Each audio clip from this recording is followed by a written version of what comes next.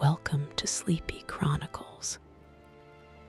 Whatever today brought you, the noise, the rush, the things that didn't go the way you wanted, you can set all of that down now. Lie back. Put your headphones in. Let your shoulders drop and your jaw unclench. This is your time, and there is nowhere else you need to be. If you enjoy what we do here, quiet voices, slow history, and the kind of stories that make your eyelids feel heavier with each sentence, please take a moment to like this video and subscribe. It costs nothing and means quite a lot. And let us know in the comments where in the world you're listening from. We read every single one. Tonight, we're going to medieval England, to a small town called Ashford, to a shop that smells of lavender and old wood, and to the very first day of a life you are only just beginning. So get comfortable. We'll take it from here. You arrived last night. The town appeared at the end of the road, just as the light was failing. Rooftops, chimney smoke, a church bell counting out an hour you had lost track of. Someone pointed you toward the inn. You ate something, climbed stairs that creaked under every step, and fell into a bed that smelled of someone else's life. You slept deeply, the kind of sleep your body decides on without asking. This morning is the first morning. Edmund's shop is on a narrow side street, easy to miss. The sign above the door is small and weathered. You push it open. The smell reaches you before anything else. Something green and sharp underneath. Something warmer above it. And over everything, steady and unmistakable. Lavender. Not fresh lavender. Old lavender. The kind that has been here long enough to become part of the walls. Shelves floor to ceiling. Jars, bundles, cloth pouches tied with string. Dried things hanging from the beams. A work table at the center, scarred with years of use. A man stands at the far end, his back to you, weighing something on a brass scale. He does not turn around. Close the door, he says. The cold gets in. You close the door. His name is Edmund. He looks at you once, briefly, taking in your hands your boots, the way you are standing, then turns back to his work. You can read, he says. Yes. Good. He gestures to a stool by the window and a basket of dried lavender on the floor beside it. Flowers from the stems, flowers in the jar, stems in the basket. You sit, you begin. The morning passes in silence. Edmund works without explaining. You separate lavender without asking. Once, when you reach for the wrong jar, he says simply the other one without looking up. At midday, he puts bread and something warm on the corner of the table. You eat, he eats. No one speaks. It is the most comfortable silence. You have been in for a long time. Your fingers find the right touch after a while, firm enough, soft enough. Your mind goes quiet. Outside, the window Ashford moves through its day. Footsteps, a child's voice, the church bell marking another hour. By late afternoon, the basket is empty. The jar is full. Edmund looks at it, then at you. "You'll do," he says, and goes back to his work. At the end of the day, he reaches to a shelf near the door and holds out a small, dried sprig of lavender. "For sleep," he says, "nothing more." You take it and step outside. The air is cold, the street nearly empty. You walk back toward the inn, turning the sprig slowly in your fingers. The smell rises, that same smell, the one that was already familiar when you walked through the door this morning, before you had any reason for it to be. Does a smell know something before you do?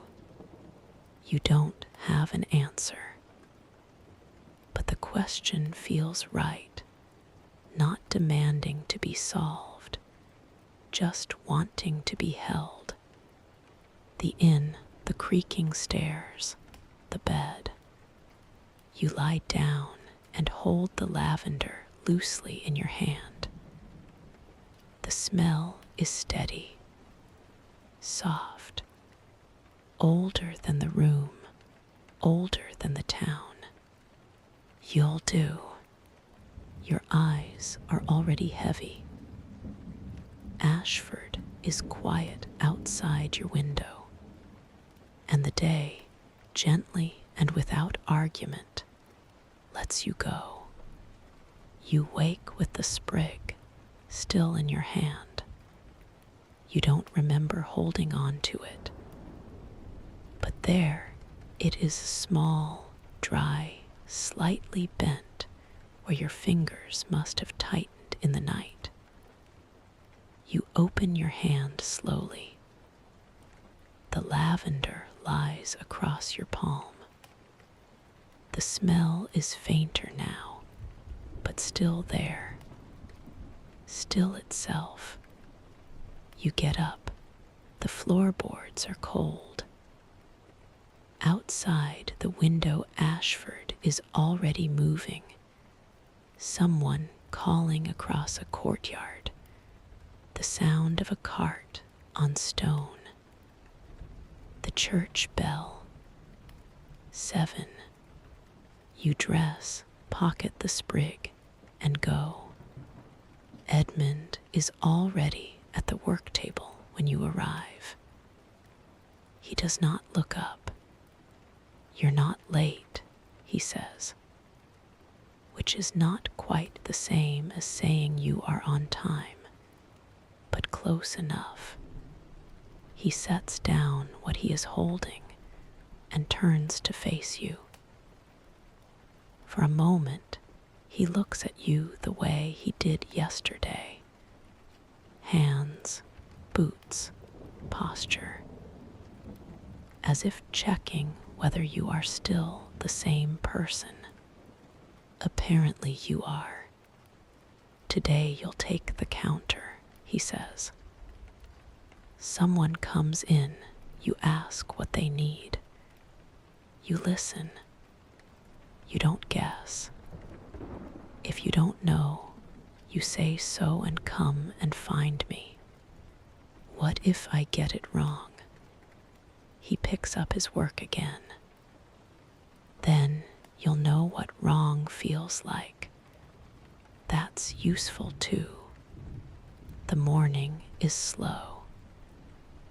One woman comes in for dried chamomile. You find it without help. She leaves without incident.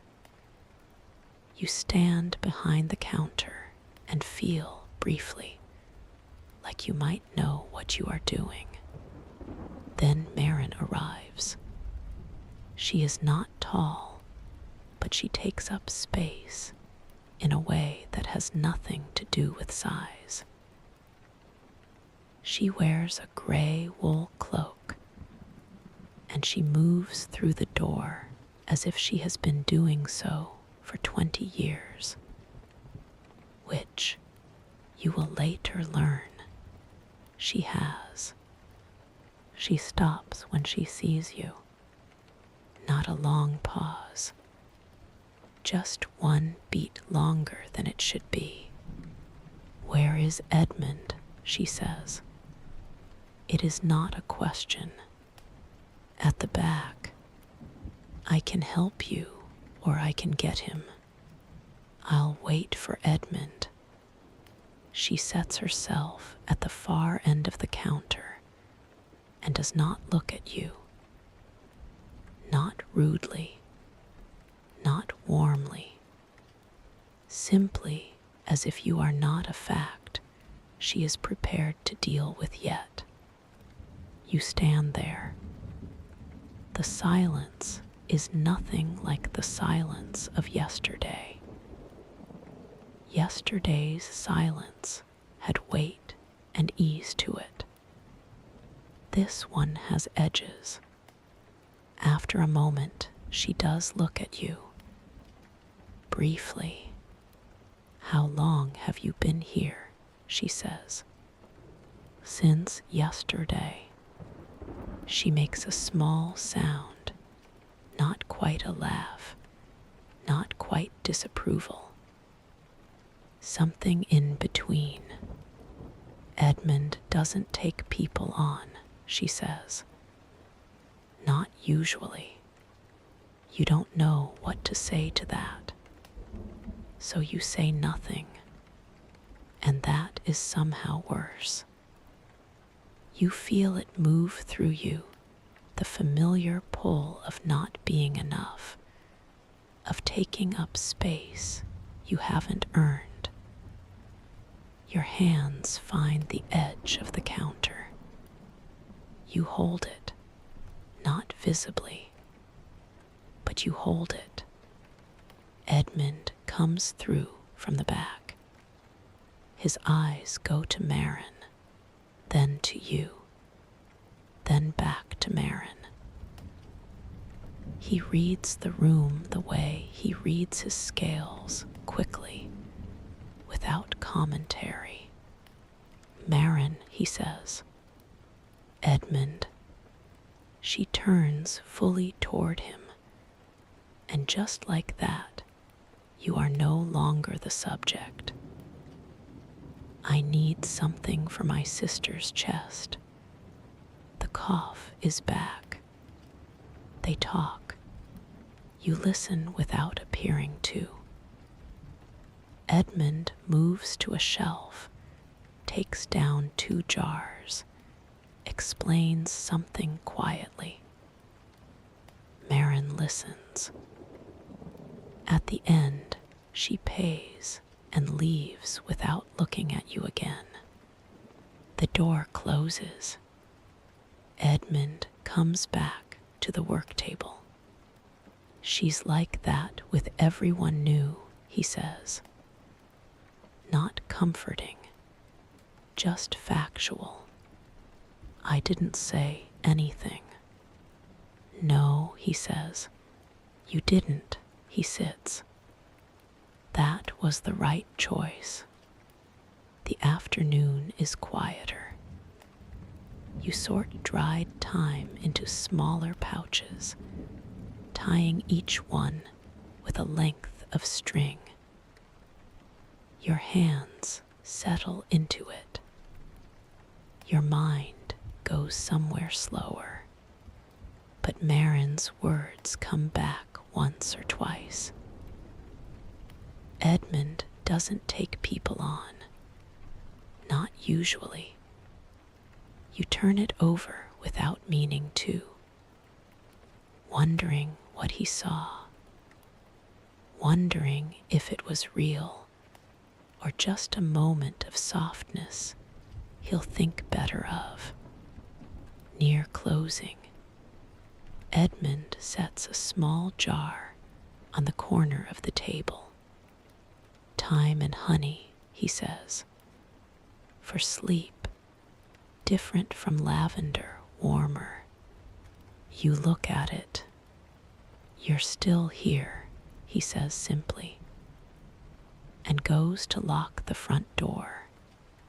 The inn, the familiar stairs, the room that is beginning slightly to feel like yours.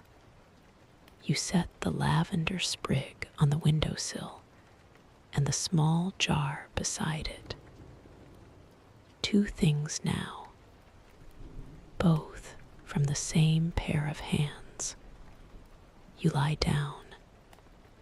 The ceiling is low and familiar. Outside, Ashford settles into its evening. A voice somewhere, then nothing, then the kind of quiet that a town earns at the end of a working day. Marin's words are still there, but they are smaller now than they were. You're still here. You close your eyes. The room is cool, the blanket warm.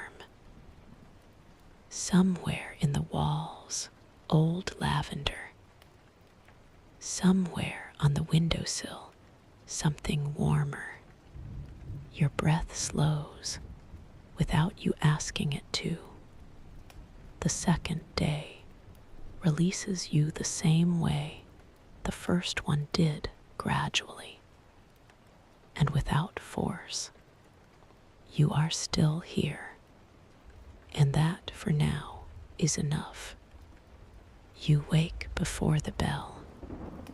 The room is gray with early light. You lie still for a moment, looking at the ceiling, listening to Ashford find its morning. A door somewhere, a voice, the slow creak of the building settling into the cold. Then you turn your head. The windowsill, the lavender sprig slightly bent, the small jar of thyme and honey beside it, both still there, both exactly where you left them. You get up. Edmund is unwrapping something when you arrive, a parcel of cloth, tied with rough cord. He works without looking up, but he speaks as soon as you close the door. There's a delivery, he says. Mistress Holt. 3 streets east, blue door, iron knocker. Small jar of valerian on the counter, the one with the white cloth over it. Don't mix it up with the others. You find the jar. White cloth tied at the neck. Anything I should say. Her name, the jar, nothing else. He pauses. She's not much for conversation. You pocket the jar carefully and go. This is the first time you have walked Ashford with somewhere to be. Yesterday, the streets were just backdrop. Things happening around you while you found your footing. Today they have detail. A baker's window with steam rising behind the glass. Two men repairing a wall, working in the kind of easy silence that means they have done this together before. A dog asleep in a doorway, one ear moving at nothing. You walk slowly without meaning to. The town is not beautiful in any particular way. The buildings lean slightly. The streets are uneven, but there is something in the grain of it. The way the stone holds the cold light, the way sound carries just far enough and no further, that makes you want to look at everything twice. 3 streets east, blue door. You knock. Mistress Holt opens the door almost immediately, as if she was already there. She is older than Edmund, small, with sharp eyes that take you in the same way his do, quickly, without warmth or hostility, just information. You say her name. You hold out the jar. She takes it, looks at the cloth, looks at you. New, she says. Yes. She nods once, not approval, not dismissal, and closes the door. You stand on the step for a moment. Then you turn and walk back. You are nearly at Edmund Street when you hear your name. Not your name, no one here knows it yet. But the sound is directed at you, and you turn. Marin. She is standing outside a doorway 2 buildings down, a basket over one arm. She looks at you for a moment without speaking, as if deciding something. Then she crosses the street. Edmund sent you to Mistress Holt, she says. It is not a question. Yes. She is quiet for a moment. The basket shifts on her arm. She doesn't open the door for most people, Marin says. Takes her time deciding. You wait. She opened it for you. There is something in the way she says it, not quite approval. But the edge from yesterday is gone, or at least set aside. She looks at you the way you might look at something you are not sure you have read correctly and are willing to read again. Edmund has good judgment, she says finally. Usually, she moves past you and continues down the street without looking back. You stand there. Usually, it is not a welcome, but it is something. Edmund says nothing when you return the empty hands and no jar. He already knows Mistress Holt, you understand, is the kind of person news travels ahead of. He sets you to work on dried rosemary. You sit at your stool by the window and strip the small leaves from their stems. And the afternoon passes in that slow, particular way It has been passing since you arrived, not quickly, not reluctantly, just steadily, like water finding its way downhill. Near the end of the day, you find yourself looking out the window at the street. The same street you walked this morning, but different now, named slightly by your own feet. Is it the town that is beginning to let you in, you wonder? Or simply you beginning to let the town be real?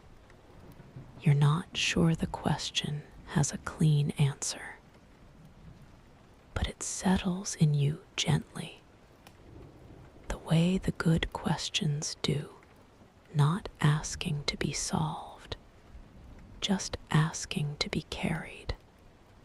The inn, the stairs, the room.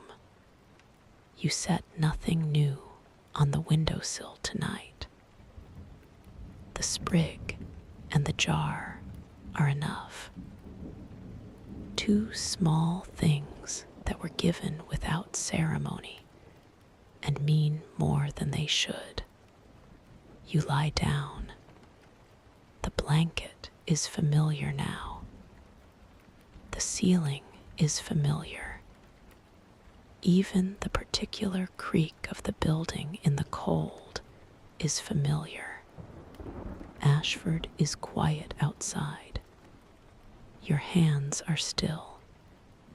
Your breath is already slowing. The third day dissolves the same way the others did, softly, and all at once. The fourth morning feels different before you can name why. You lie still for a moment, listening. Ashford outside, the usual sounds, but you are not mapping them anymore, not translating. They are just the sounds of morning. Your morning in your room, in a town that has been quietly filing itself into place around you without asking permission. The windowsill, the sprig, the jar, both still there. You get up without rushing. Edmund is at the work table when you arrive. But today, there are two stools. He does not explain this. He simply pulls the second one slightly forward with his foot and sits on the first. You sit in front of him. A small brass bowl, two jars, a thin wooden spoon, a strip of linen. He sets his hands flat on the table for a moment, looking at the materials the way someone looks at a sentence before reading it aloud. Lavender and chamomile, he says, equal parts. For anxiety, the kind that sits behind the ribs and won't move. He glances at you. You'll know the kind. You do. You mix slow. Not to combine them, they'll do that. You mix slow, so you know what each one smells like alone before they become something together. Once they're together, you can't take it back. He begins. The spoon moves in long, unhurried circles. You watch his hands, the steadiness of them, the lack of performance. After a while, he stops and passes you the spoon. Your turn. You mix. Slow circles the way he showed you.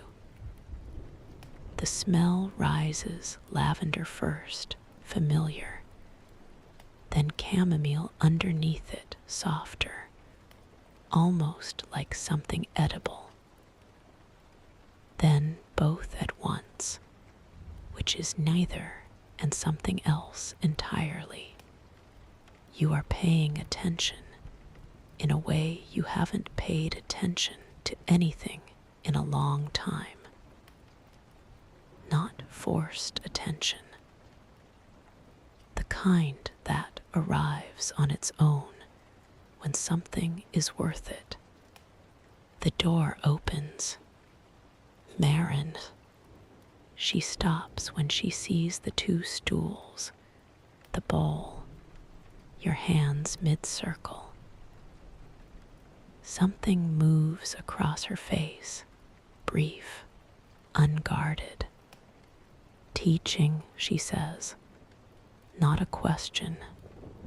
Watching, Edmund says, mostly.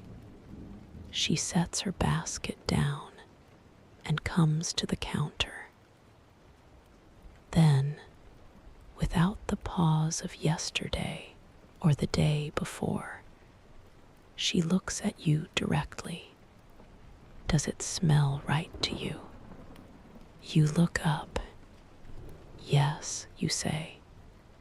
Different from either one alone. She considers this. That's the point, she says, and turns to Edmund. I need dried lemon balm, whatever you have. She stays while Edmund finds it. She does not watch you exactly, but she does not look away from the general direction of the work table. It is a different kind of not looking than before. When she leaves, she nods once at Edmund, and then slightly at you. The door closes. Edmund says nothing, but he lets the silence sit in a way that feels deliberate. In the afternoon, you measure valerian into small cloth pouches. Edmund gives you the weights, the spoon, the scale. The third pouch is wrong. You feel it before the scale confirms it. Something too light in your hand, a looseness. Edmund looks at the scale, looks at you. Again, he says, not sharp, not disappointed, just the word, clean and clear, the way you would tell someone a door was still open. You tip the pouch back into the jar and start again. This time, the weight settles correctly. You tie the cloth and set it with the others. Edmund picks it up, feels it once, sets it down. Good, he says. One word. But you have been here long enough now to know what it costs him. At the end of the day, Edmund hands you the key. A small iron key, worn smooth at the edges. He says nothing, just holds it out until you take it, then puts on his coat and leaves through the back. You stand alone in the shop for the first time. The smell is very clear when it is quiet. Lavender, always. Chamomile underneath. Something woodier beneath that, old and permanent. The smell of the building itself. You move through the closing shutters, jars back to their shelves, the work table wiped down. And when you are done, you stand at the door with the key in your hand. You lock it. The mechanism is stiff, but gives. You slide the key into your pocket and walk back toward the inn. The windowsill, the sprig, the jar. And now, without planning it, you set the iron key beside them. 3 things, all given without ceremony, all meaning more than their size. You lie down. The room holds the cold gently tonight, the blanket heavier than usual. Or maybe you are just more grateful for it. Outside, Ashford is already quiet.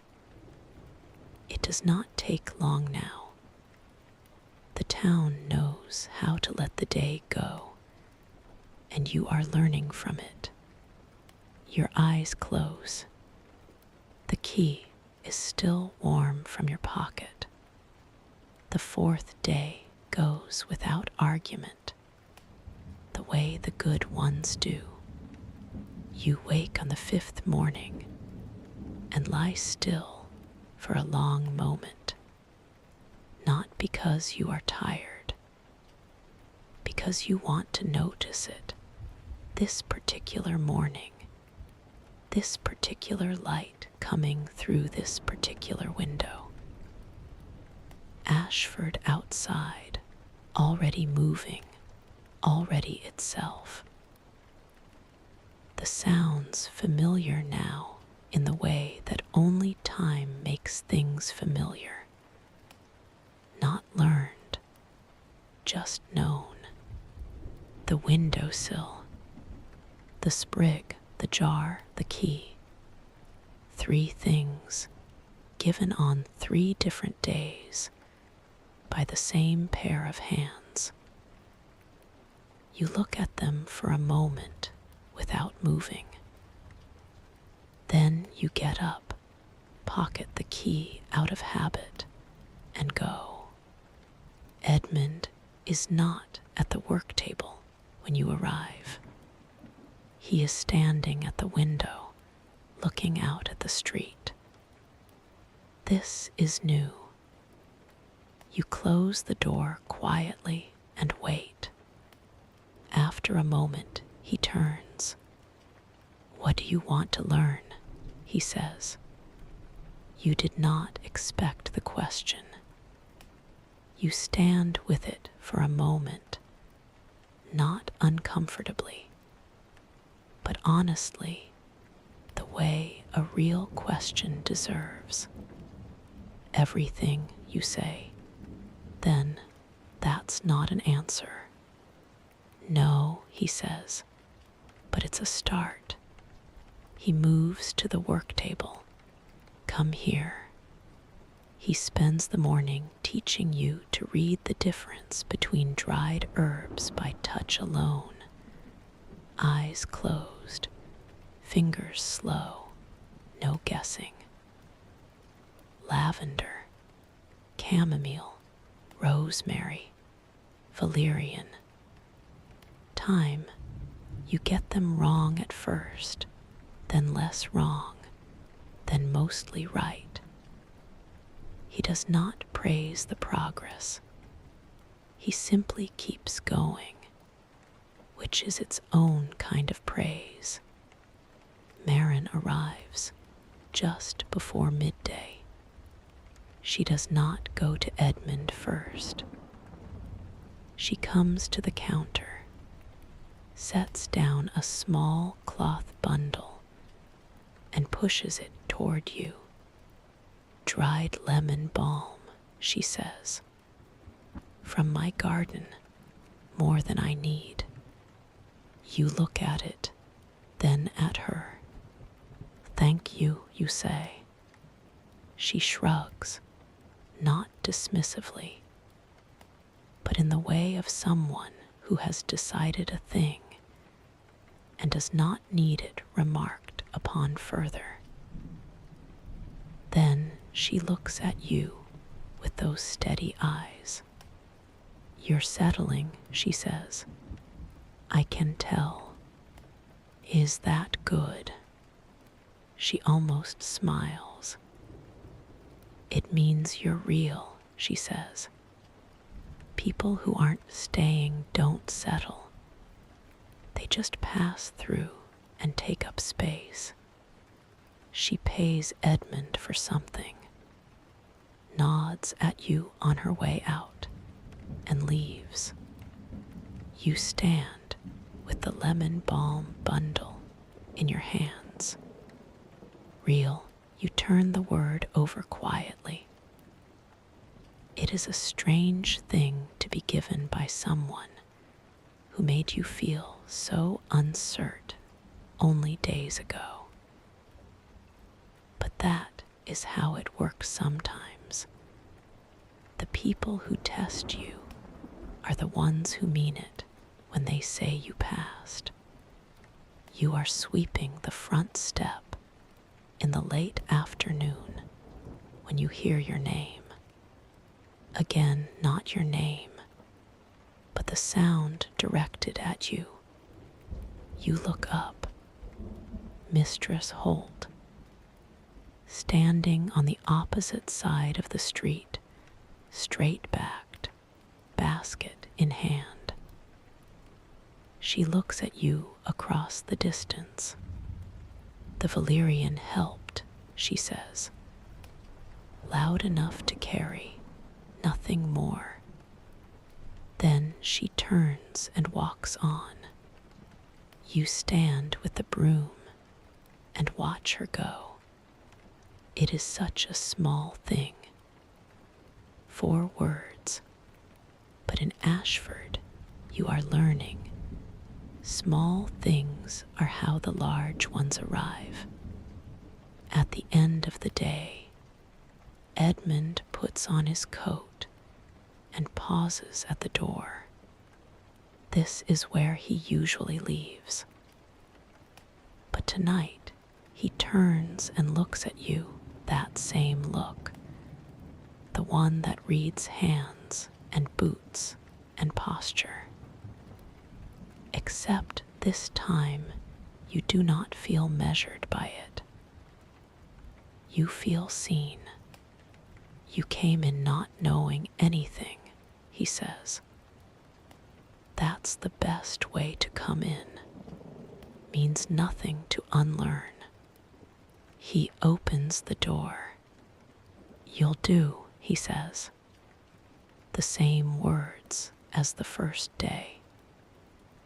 But they land differently now, heavier, more deliberate, carrying the weight of everything between then and this moment. You understand that for Edmund, saying a thing twice is not repetition. It is confirmation.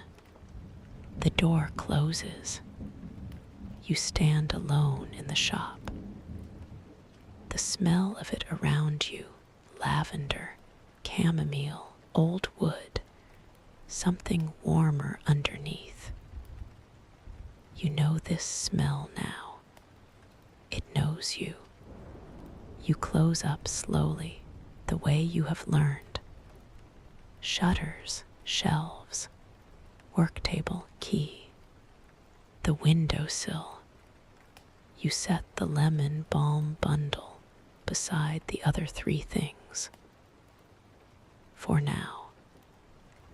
Each one a day, each one a hand extended without ceremony. You sit on the edge of the bed and look at them for a while. 5 days. A town that was a stranger. A man of very few words, whose few words turned out to be enough. A woman who tested you and then, quietly, decided you were worth the lemon balm. An old woman across a street who gave you 4 words like a gift. does it mean to belong somewhere, you wonder? Is it the place that takes you in? Or is it you, finally, allowing yourself to be taken? You don't answer it. You just hold it.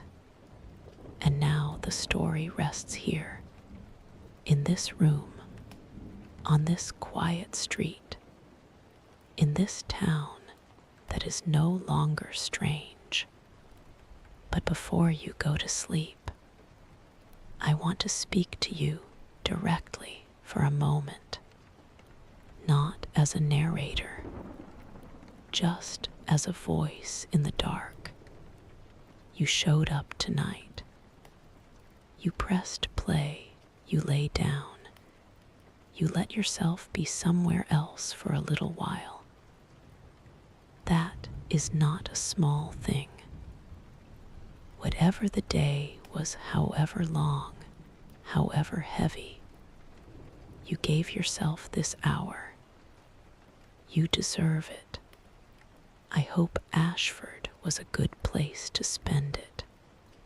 If these stories have been a comfort to you, if Edmund's quiet, Marin's honesty, or the smell of old lavender brought you even a little closer to rest, please take a moment to like this video and subscribe.